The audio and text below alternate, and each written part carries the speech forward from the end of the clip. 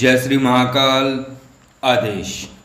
तो आज की चर्चा का विषय है अगिया बेताल। तो अगिया बेताल कौन है, ये तंत्र क्षेत्र में कितने तीक्ष्ण हैं, आज इस शक्ति के विषय में संपूर्ण चर्चा करते हैं। इसके कार्य क्या हैं और इस शक्ति की मारक क्षमता कितनी है और इस शक्ति को कौन शक्ति रोक सकती है, ये किस शक्ति के आगे शक्तिहीन हो जाते हैं। तो आज की वीडियो रोचक ज्ञानवर्धक होने वाली है, साथ में तंत्र क्षेत्र की गुप्त विधाओं से भी परिचय होगा। तो पहले समझते हैं अगिया बेताल कौन है। अगिया बेताल इत्र योनि की ऊर्जा है जो कुछ विशिष्ट परिवर्तनों द्वारा अग्नि बेताल के रूप में प्रकट होता है। तांत्रिक या अघोरी की प्रचंड आत्मा जो इस विशिष्ट परिवर्तन को धारण करके अग्नि बेताल यानी अगिया बेताल के रूप में प्रकट होती है। जिस आत्मा ने बेताल देव की अधीनता स्वीकार की। बेताल देव के विषय में अगर आपको जानना है तो पिछला वीडियो है कि बेताल कौन है। तो जिस आत्मा ने बेताल देव की अधीनता स्वीकार की और उस महापरिवर्तन को धारण किया, वही अग्नि बेताल के रूप में जाना गया। अग्नि बेताल अपने साधक की साधना के दौरान किसी भी नकारात्मक ऊर्जा से रक्षा करते हैं। इनकी सिद्धि के बाद साधक किसी भी नकारात्मक ऊर्जा को इनके वेग से खंडित कर सकता है, हटा सकता है, भगा सकता है और भस्म भी कर सकता है। सठ कर्मों में मारण छोड़कर अगर इनकी सिद्धि हो गई है तो सठ कर्म भी कर सकता है, लेकिन मारण जो प्रक्रिया है वो उस तरीके से नहीं होगी तो, लेकिन बहुत वक्त लगेगा। बहुत वक्त का अर्थ है 90 दिन के ऊपर। तो सठ कर्मों में मारण छोड़कर वशीकरण, उच्चाटन, विद्वेषण, मोहन और सम्मोहन जैसी क्रियाएं सहज तरीके से और तत्काल प्रभावी होंगी अगर ये प्रयोग साधक करता है इनके द्वारा तो। और इनका वेग और तीक्ष्णता इतनी होती है कि इनके साधक से प्रतिस्पर्धा रखने वाले किसी भी अन्य तांत्रिक की शक्तियों को और उसके अभिचारिक तंत्र प्रयोगों को नष्ट किया जा सकता है और वो साधक उन सभी अभिचारिक तंत्र प्रयोगों को नष्ट कर सकता है। और सबसे अद्भुत बात ये है कि साधक को संकट में घिरा हुआ पाकर स्वयं प्रत्यक्ष होकर उसे संकट से निकाल लाते हैं। एक किस्सा है जगन दाऊ के जीवन का। उन्हें अगिया बेताल की सिद्धि प्राप्त हुई थी। और कैसे प्राप्त हुई थी? बिन प्रयास। कभी कभी क्या होता है कि कुछ ऐसी पूर्व जन्म की प्रक्रियाएं होती हैं, क्रियाएं होती हैं कि सहज रूप से ही पूर्व जन्म की सिद्धियां घटित हो जाती हैं, प्राप्त हो जाती हैं। तो ऐसे ही जगन दाऊ को भी ये अगिया बेताल यानी अग्नि बेताल की सिद्धि हो गई थी। तो चर्चा करते हैं जगन दाऊ की कि जगन दाऊ को कैसे उनकी सिद्धि यानी अगिया बेताल ने बचाया। क्या हुआ कि जगन दाऊ का किसी से ज़मीनी विवाद चल रहा था और ज़मीनी विवाद इतना गहरा गया था कि वो लोग इनकी हत्या पर आमादा हो गए थे। हत्या करने पर तो जगन दाऊ की हत्या हो जाती अगर अगिया बेताल इनकी सहायता न करते।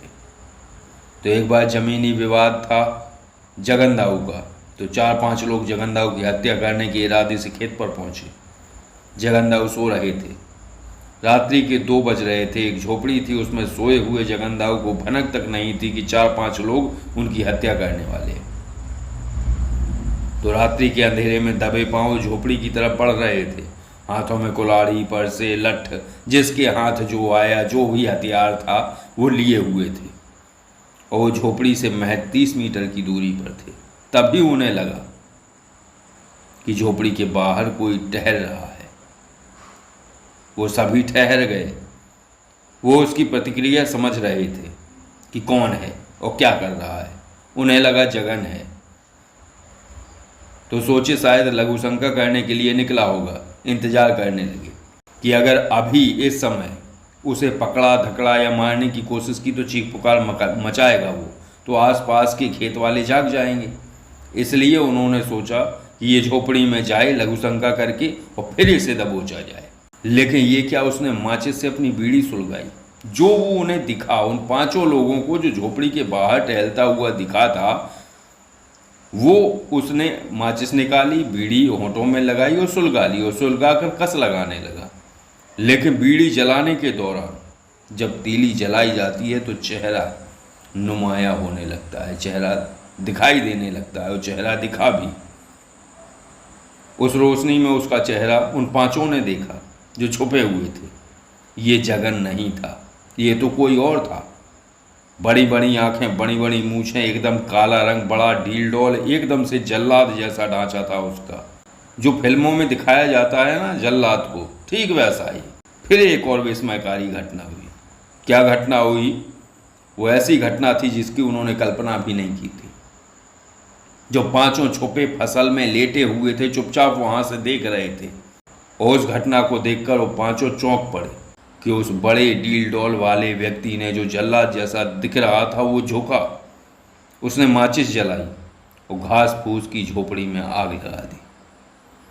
10 मिनट में झोपड़ी धू धू करके जल उठी और गूंज उठी जगन की चीखें। जगन चीख रहा था, वो पांचों स्पष्ट देख रहे थे।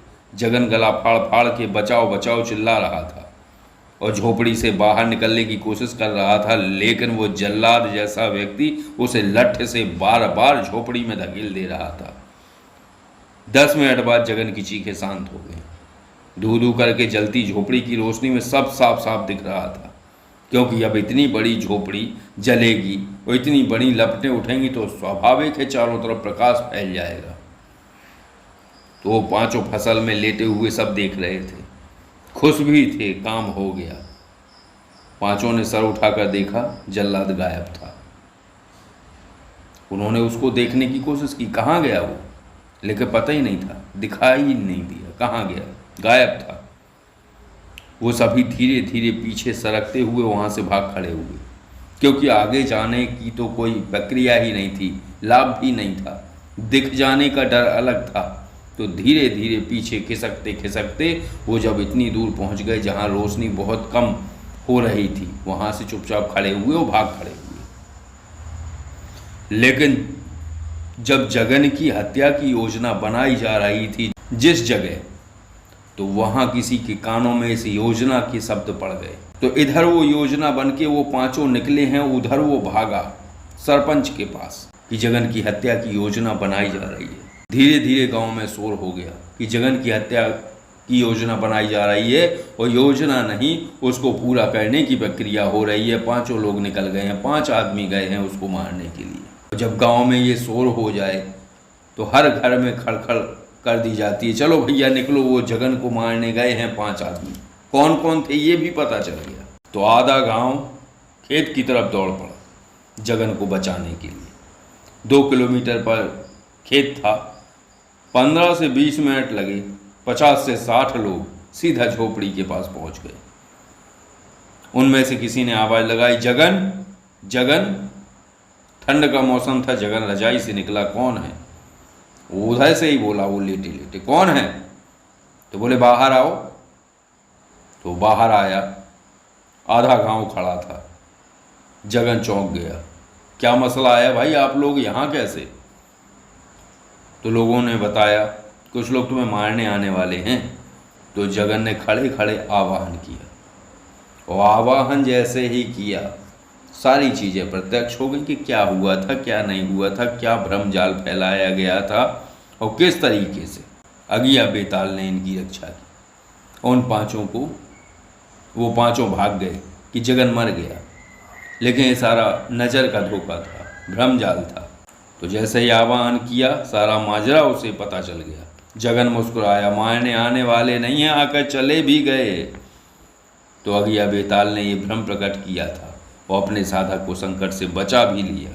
तो अग्नि बेताल बहुत ही तीक्ष्ण शक्ति हैं और अपने साधक की पूर्ण रूप से सहायता और रक्षा करते हैं। इनकी साधना वामपंथ में आती है, सौम्य तरीके से इनकी सिद्धि संभव नहीं है। यह साधना शमशान में की जाती है। साधक अपने चारों ओर चिता भस्म से घेरा बनाता है। अर्धरात्रि में साधना आरंभ होती है। दक्षिणाभिमुख होकर साधक जाप करता है। जाप से पूर्व सिंदूर से मूल मंत्र द्वारा, जो इनका मूल मंत्र जाप करना है, उस मूल मंत्र द्वारा एक घेरा बनाया जाता है। लेकिन वो घेरा कहाँ बनाया जाता है? जो घेरा उसने बनाया है चिता भस्म द्वारा, उसके अंदर सिंदूर से भी घेरा बनाया जाता है। फिर मिट्टी का छोटा सा पर्वत अपने सामने निर्मित करता है वो साधक, और उस पर्वत पर तांबे का दीपक जो कि सरसों के तेल से भरा होता है उसको प्रज्वलित करना होता है। पान सुपारी कुमकुम प्रसाद से पर्वत पर बैठे रुद्रदेव का पूजन करना होता है। ये भाव करे वो साधक कि रुद्रदेव बैठे हैं उस पर्वत पे, वो पूजन कर रहा है। फिर जाप प्रारंभ करना होता है और जाप के मध्य में अग्निवेताल को आवाहन करने का विधान है। 51 माला जाप मूल मंत्र का प्रतिदिन करे। वो 61 दिन की ये साधना होती है, 61 डेज की ये साधना होती है। मांस, शराब, बतासा, गुड़, ये सभी चीज़ें थोड़ी थोड़ी मात्रा में पान के द्वारा अज्ञा बेताल को अर्पित करनी होती है। जब 51 माला जाप हो जाए तब प्रत्येक बार मंत्र बोलते हुए, उनका आवाहन करते हुए ये सभी चीज़ें 11 बार देनी होती हैं। तो 11 पान रखें, 11 पान के ऊपर यही सामग्री थोड़ा थोड़ा रख के और हर बार मंत्र बोलते हुए ये अर्पित करनी होती है। और इस साधना के दौरान प्रकृति में हलचल का एहसास होता है, वातावरण में जाप के दौरान बदलाव होता है। ये इस कारण है कि वहाँ की सन्नाटे में बसने वाली प्रेत आत्माएं घबराहट में ये स्थिति प्रकट करती हैं कि साधक भाग जाए, लेकिन साधक को दृढ़ रहना चाहिए और जाप अनवरत चलता रहे उसका। और ध्यान रहे अग्निवेताल क्रोध और मारकता की प्रतिमूर्ति हैं, तो साधक वासना, राग, रंग, मधुरता से परहेज रखे या अग्निवेताल से अनुमति लेकर ही ऐसी क्रियाओं में जाए और इनका प्रयोग बड़ी सूझबूझ और शांत चित्त से करे, क्योंकि अगर शांत चित्त होगा तो विवेक भी होगा कि क्यों करना है, किस लिए करना है और किसके ऊपर करना है। नहीं तो प्रयोग के बाद पछताने का भी मौका नहीं मिलता। फिर बाद में आप केवल पछताते हैं कि क्यों प्रयोग किया उसके ऊपर, उसका दोष ही इतना नहीं था जिसके ऊपर प्रयोग किया। तो पहले सोचें, समझें, तब प्रयोग करें इनका, किसी के ऊपर भी। तो मैं यही कहूँगा कि नवीन साधक इस साधना को ना करें, पहले तंत्र क्षेत्र को समझें, प्रक्रियाएं समझें, अनुभव लें, तब ऐसी साधनाओं को करें। मंत्र आप सभी को डिस्क्रिप्शन में दिया जा रहा है, वहाँ देख सकते हैं, और मैं बोले भी देता हूँ। ओम रुद्र रूप कालिका तनय भ्रौम भ्रौम क्रीम क्रीम फट स्वाहा, ये है उनका मंत्र। और अज्ञा वेताल का, अग्नि वेताल का विशेष प्रयोग भी होते हैं, लेकिन ये जो है इनका प्रयोग विशेष रूप से इस जगह किया जाता है जब कोई व्यक्ति किसी जगह को कीलित करता है, कि जैसे नज़र बांधना। आपने एक खेत को नज़रबंद कर दिया, तो वो अग्नि वेताल के मंत्र द्वारा अगर आप एक खेत को बंद कर देंगे तो उसमें जो प्रक्रियाएं चल रही हैं सामने से लोग निकल जाएंगे, लेकिन जो आप दिखाना चाहते हो उन्हें वो दिखेगा। आप भले खेत में बैठ के कोई भी प्रक्रिया कर रहे हो, कोई भी तांत्रिक प्रक्रियाएं कर रहे हो, लेकिन लोगों को ये दिखेगा कि ये बंदा फसल काट रहा है। दूसरी बात, गड़ी हुई संपत्ति का पता लगाने में भी इनका विशेष रूप से प्रयोग होता है, क्योंकि गड़ी हुई संपत्ति पर कई शक्तियाँ, कई ऊर्जाएं ऐसी हैं जो अन्य शक्तियों को देखने नहीं देती हैं और स्थान क्लियर नहीं करने देती हैं। तो अग्नि वेताल के ऊपर उन शक्तियों का कोई अनुबंध नहीं चलता है। वो तत्काल अपने साधक को एक सही स्थान चुनकर निश्चित कर देते हैं कि इस जगह पे संपत्ति है। तो ये विशेष आकर्षण है इनका, लेकिन फिर भी वही कहूँगा कि ये साधनाएं तीक्ष्ण हैं। नवीन साधक बिल्कुल भी इन साधनाओं को ना करें, और अगर करें तो ये साधनाएं सानिध्य में करें और एक योग्य गुरु के सानिध्य में करें, जो इन साधनाओं के विषय में जानता है और जो करवा सकता है। तो बस आज की चर्चा इतनी ही थी, और आज की चर्चा और ये जानकारी और ये साधना आपको कैसी लगी?